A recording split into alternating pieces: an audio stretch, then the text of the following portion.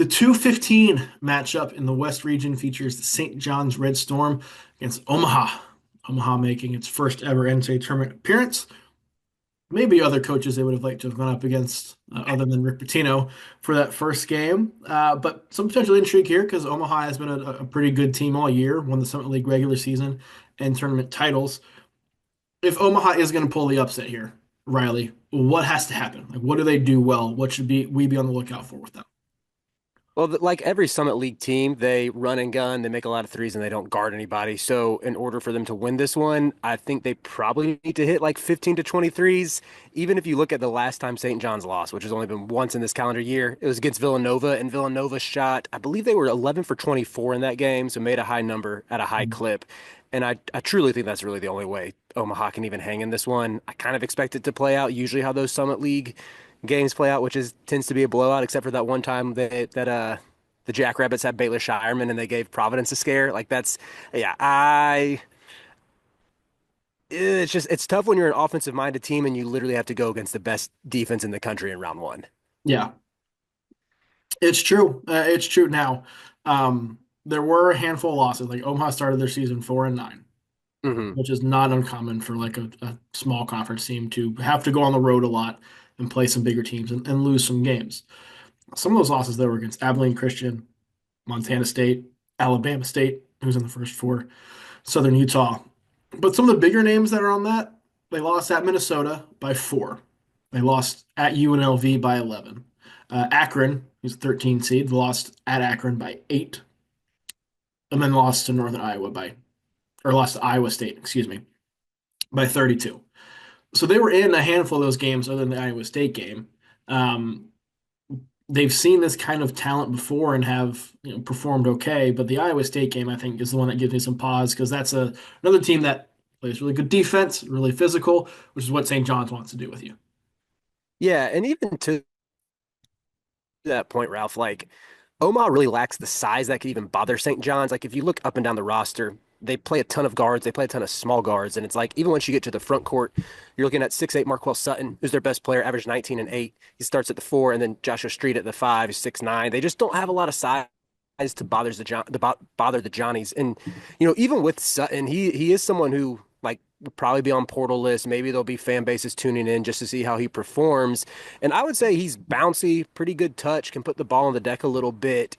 Uh, Decent shooter, but even if you look like 2 games ago when St. John's played Marquette in the Big East tournament, David Joplin, who's like the prototype stretch big sort of tweener size that you want, they forced 6 turnovers on him. I think this is someone that like Aaron Scott should have his way with, and wouldn't be surprised to see like a 4 or 5 steal performance from Aaron Scott just with how physical he is and his timing and the way that he can sort of disrupt any entry pass to take away easy offense for Omaha.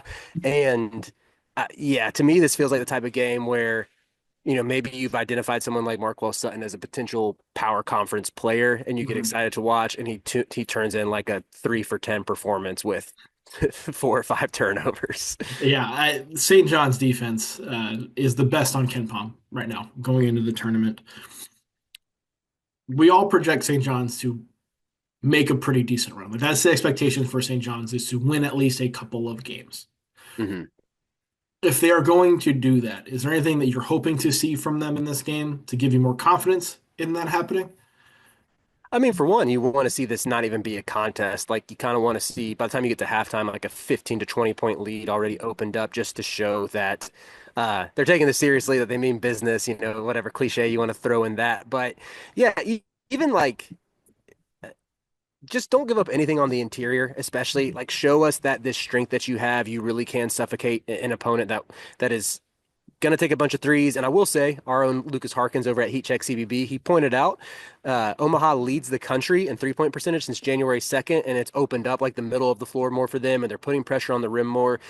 I want to see them that completely taken away for the Mavericks to just show that like this the St. John's defense is locked in because even from an offensive perspective, we kind of know what their MO is. They take a bunch of tough shots. They run it through RJ Lewis. Kadari Richmond is a do everything type of guard who can heat up and give you a triple double. Like I don't think we're going to learn anything new about this St. John's offense. I just want to see this basically the defense doing what we expect it to do and leaving no doubt kind of as soon as that ball tips. Yeah, that date, by the way, where the 3-point shooting kind of flipped for Omaha is about the time conference play started. When you got out of play and some of those tougher teams, I think got into Summit League play. So that's one thing I'm looking for too. One, Omaha's got to make threes, as you mentioned, for them to hang in this. But if St. John's can limit them, that's them doing their jobs. If Omaha is able to make some threes, even if St. John goes on and wins, I think that's something maybe to look at for St. John's if they, as they get a tough second round game, tough Sweet 16 game, just something I'm to with you on that. monitor there. Ken Palm does not expect the Johnnies are going to have a difficult time in this one. He's got them winning this by 18, 82 to 64. How do you see this one finishing up? I like St. John's winning by 20 plus. Feels like one of those games where maybe it takes like 5 to 10 minutes for the Johnnies to really get rolling. Like it could be something where Omaha comes out firing and makes a couple threes like JJ White. He can heat up, had a really nice buzzer beater down the stretch of league play to win the game for the Mavericks. Like maybe that's how the game starts out. But by the time you like even to the under 15, it's like, okay, this beast has awakened. Those easy shots are gone. St. John's is turning over Omaha, getting out in transition, and yeah, this one becomes a bit of a laugher early second half. We're on the same page with how I see this playing out. There is going to be one shot, a camera shot of Rick Pitino, either at the first TV timeout or the second TV timeout, where he is going off at his team because he had to call a timeout because Omaha's hitting a couple of threes. And maybe they're down to like 10 to 8 or something, and he's losing his mind, and they rip off a run from there.